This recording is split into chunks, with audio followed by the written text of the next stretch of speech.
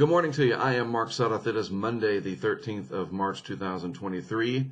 I'm up in Milford, Connecticut. I'll tell you why in just a minute. I think you can figure it out from that map back there. But speaking of that map, we have a very busy week in weather coming up from the West Coast, where more atmospheric river activity is going to come in, bringing more flooding conditions to parts of California and elsewhere along the West Coast, even in the interior areas, if I can spit it out. It's early for me. Yeah, look at that green there in Nevada. I'll highlight it for you just to point it out. That's a flash flood watch in interior western Nevada because, hey, the snow levels are starting to lift because it's getting later in the year. There's less cold air available. Yes, along the spine of the Sierras, we're still going to see some very heavy snow. Some of these areas have seen at least 300 inches of snow this year. The snowpack, badly needed, but it's starting to get, I think we're beyond the level of ridiculous now.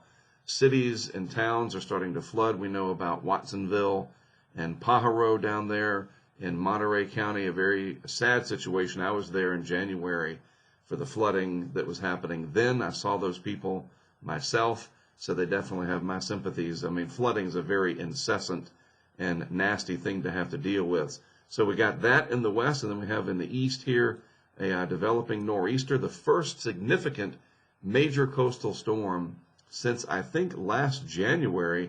They have been few and far between, these big nor'easters, but this one will certainly be one to remember. Not like we had 30 years ago when we had the big superstorm of March 1993. If you guys remember that, I do. But not quite on that scale, thank goodness, but this will certainly be an impactful event. We'll take a close look at that as well. And then these different colors of blue down here, frost and freeze advisories and whatnot, because we've had a warm February for the most part. The higher sun angle, all of that is combined to sort of trick our vegetative friends into leafing out, as it's called. So we've got blooms and blossoms and new growth, and this frost and freeze situation could be pretty damaging. So a lot going on, at least for now. The nation's midsection here is nice and clear, but that's going to change as we move through the week ahead. All right, so let's take a look piece by piece here what we've got going on. This is the satellite imagery, the true color. Sun's coming up here in the east, still kind of dark out west there despite daylight saving time. But here is the energy that'll eventually become our strong nor'easter starting to get together there off the east coast in the mid-Atlantic. This is the atmospheric river event that's aimed towards California, and that, my friends, is another coastal storm that tried to wind up closer to the coast, but it didn't do so, thank goodness. Two back-to-back I think would be too much up here after not having anything for about a year, but that's a powerful ocean storm, and in fact, the energy from this has been sending swells all the way down to the north-facing coastlines of the islands of the Caribbean. I saw Puerto Rico had some advisories out related to that. So quickly, let's go over the GFS here. This is from the 6Z run. Just want to kind of go through the weather on this map here. This is the lower 48. Here's New England over here. Here's the west coast of the U.S. There's our storm system and the surface low taking shape right now off the coast of North Carolina, my home state. And so let's put this into motion frame by frame. We'll start in the east first. So let me just box this off for you. I want you to pay attention to this area right here. We'll move this out into time. The low pressure at the surface strengthens upper level energy. You can't see it because this is a surface map, but upper level energy comes in. They all kind of phase or get together and create this pretty powerful storm system that rotates around the larger gyre of upper level energy and surface energy. It's all there. And that's going to create a massive storm system there off the coast of New England. Very intense. High wind warnings are up for portions of Massachusetts and elsewhere. Heavy snow inland. I'm going to show you a tweet and then read a little bit from Ben Noll, our good friend Ben Noll. He's in New Zealand, but he's a Hudson Valley guy, all right, and is a meteorologist that really knows his stuff, especially for the Northeast and the Hudson Valley, Albany area in particular. I'll take a look at that for you in just a moment. Then let's back this up a little bit, go back in time, and I'm going to show you out west here. Okay, so this is this afternoon. This is 18Z, so that's 2 p.m. now. Now that we are in daylight saving time, we are 4 hours off of GMT, so it would be 2 p.m. Eastern. That's what 18Z equates to, in case you're wondering. So there's that atmospheric river starting to come in out west. Very heavy rainfall rates. You can see that just from the colors here. In California, more flooding, more wind, more rock slides. I mean, again, I've said it a lot because I try to, the weather doesn't always have to be bad news, right? And the water is desperately needed. We know that. But this really is over the top in terms of the impacts, flooding and school closures and road closures and the infrastructure and reservoirs are starting to fill up. They're doing the best they can to keep up with it. But it's too much of a good thing. It really is. And unfortunately, I think it's going to continue as the pattern stays kind of stuck, possibly for the next several weeks. But there's the bad news side of things. I try to, like I said, make as much good news out of this as I can, but this is just too much of it. That gets into the Intermountain West. There's more green than blue because, again, we're into March now. This is 3 days out. There's 4 days. Now look at this. This is what I was talking about. Eventually, for the nation's midsection, trouble is on the way. By the end of the week, as our nor'easter departs New England, the atmospheric river comes in, transfers into a cyclone, surface cyclone over the nation's midsection. So potentially blizzard conditions here. Just look at those isobars packed in there. The darker blue coloring there on Dr. Cowan's map. The map legend tells us that is pretty intense snow rates there. So yeah, potentially a major winter storm for parts of the plains states. And as usual, the southeast ridge is sitting here, high pressure right there. This can't come barreling up and do a Miller A or a Miller B type winter storm. So what does it do? The storm system lifts up and over that ridge, and a lot of the energy just kind of spins around in portions of the lakes region. Right now we're out to about 5 days. So an active week, to say the least. The East Coast there with our storm system off New England, and then the atmospheric river transferring its energy into a powerful storm there. Even parts of the Front Range, Colorado, and then points east, right? Going to be a very busy week, and maybe even some severe weather, it looks like, down in parts of Arkansas and Louisiana, once again because of the very warm Gulf of Mexico. And you can see that. Hey, that was perfect timing, wasn't it? Right here, there's that warm Gulf. That helps to fuel the severe weather threat for the deep south, but it's this that I want to show you. These are the anomalies, and those anomalies right there off of the coast of New England and the northwest Atlantic are literally off the scale. Here's our scale down here, and there's 5 Celsius right there. They're off the scale. It's so dark of a color, the gradient, that it's off the scale. We're talking greater than 5 Celsius above the long-term average, and even right up to the coastline. Get rid of the telestration there, Mr. Mark. You can see some of these water temperatures right up to the coast are also about 1 degree Celsius warmer than average. So the storm has a lot of energy to work with, and so your QPF, or quantitative precipitation forecast of water in the atmosphere, your precipitable water, because of the very warm Atlantic, anomalously so, that means we're going to have higher moisture content values in the atmosphere for our storm system, our nor'easter, to work with. Therefore, even though it's not bitterly cold, we're going to get some ridiculous amounts of snow. And I want to touch upon that here. This tweet from Ben Noll. Click on it. Go to his blog. He's right. That nor'easter not holding back. A very good discussion here. I'll put it in the description of today's video. A difficult forecast, to say the least, in terms of snow amounts. Is, the gradation here, all the different color schemes.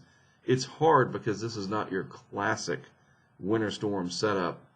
And as he mentions in here, in this blog post, exact areas right here, expecting a perfect forecast is unrealistic.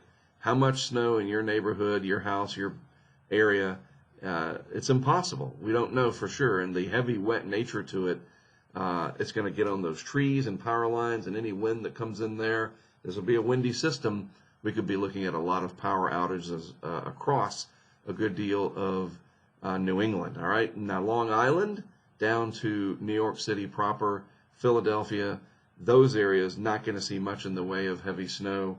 Some snow, definitely some wind and some heavy rain at times, but this is going to be an interior New England type storm, so away from the coast. And yes, there still will be some snow, possibly all the way down to Cape Cod, as the energy works its way all the way down to the surface. That cold air aloft makes its way to the surface. That could be a mechanism to get some snow all the way down to Cape Cod as an example, and even the coastal areas of eastern Massachusetts. Think Hull and Scituate and Marshfield, those areas, Gloucester.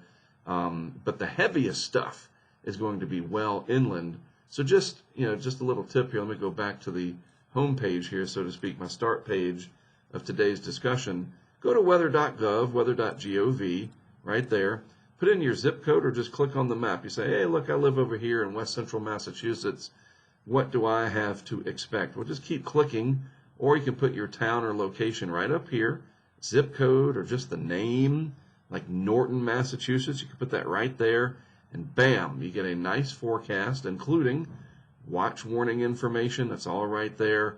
And then if you really want to read some interesting stuff, you can read the forecast discussion. Very technical in some aspects, other aspects not so much. I guess they're picking up the garbage outside my room. Sounded like thunder. No, it's not thundering here in Milford, Connecticut, at least not yet. They're just picking up the garbage dumpster there. But yes, this is a good resource here, an excellent resource. So use weather.gov. You can click on it, put in a zip code up here, your town name, whatever, and find out what you need to know. That's good for not only the Northeast, but anywhere in the lower 48, Alaska, Hawaii, and even Puerto Rico, all right? And I think even Guam, anywhere that the Weather Service for the United States covers. But anyway, this blog from Ben, very helpful, very insightful. I'll put a link to it in today's update, and you can follow Ben Noll on Twitter. I'm sure you already are. Come on, all right? So I'm up here in Connecticut, in the Milford area. I'm waiting for this nice radar animation to load on our kind of marginal internet connection here at the hotel. Why am I up here? Well, I'm going to head up to coastal Massachusetts, right up here. Let's get a color that'll pop real quick. I guess we'll keep using red. I'm going to head up here to the Scituate Marshfield area first and put a couple of camera systems out there. We know some people. I know a guy, as they say, and we get a lot of help. We really do, through social media, through our crowdfunding, through Patreon.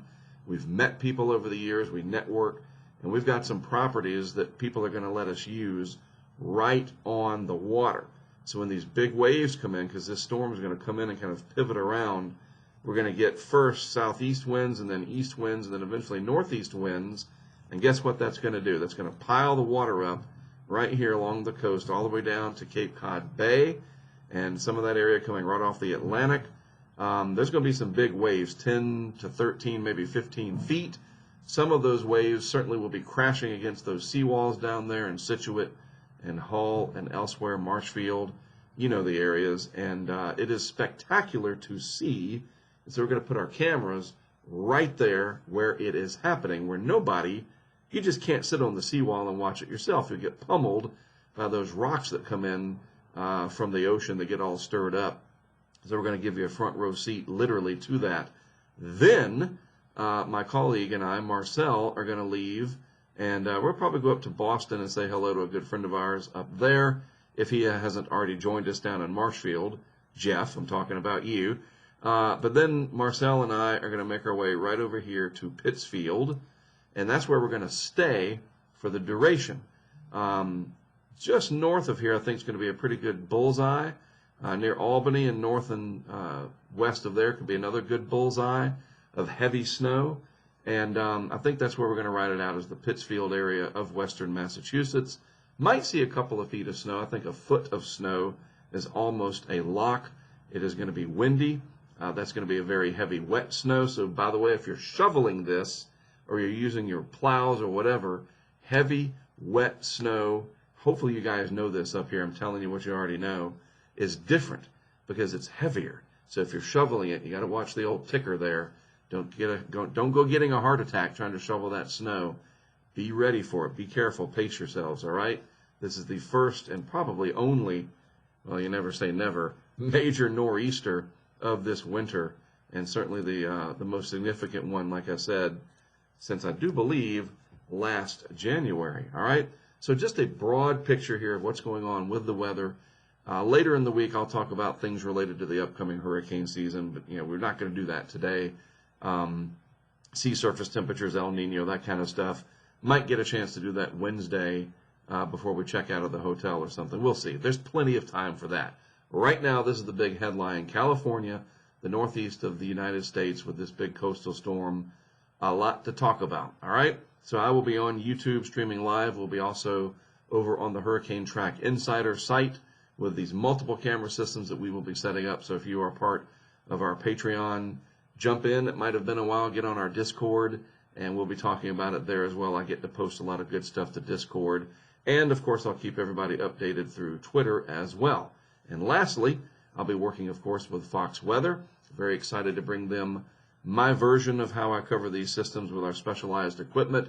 I'll probably be doing a few hits on Fox Weather tomorrow from the Pittsfield area there in western Massachusetts. I look forward to that. All right? All right, you guys have a good rest of your week. Hang in there, especially out west. I hear you. It's rough. We'll get through it. At least you got the water. That's the good thing. I know there's too much of it, but we'll get through it. And you folks up here in New England, it's good to be back. Good to see you guys again. And we'll see what happens with this. It's going to be an interesting storm. I am Mark Sudduth, HurricaneTrack. That's us. That's our brand. Covering winter weather as well. Again, have a great week. I'll have more for you live starting in just a few hours later today on YouTube.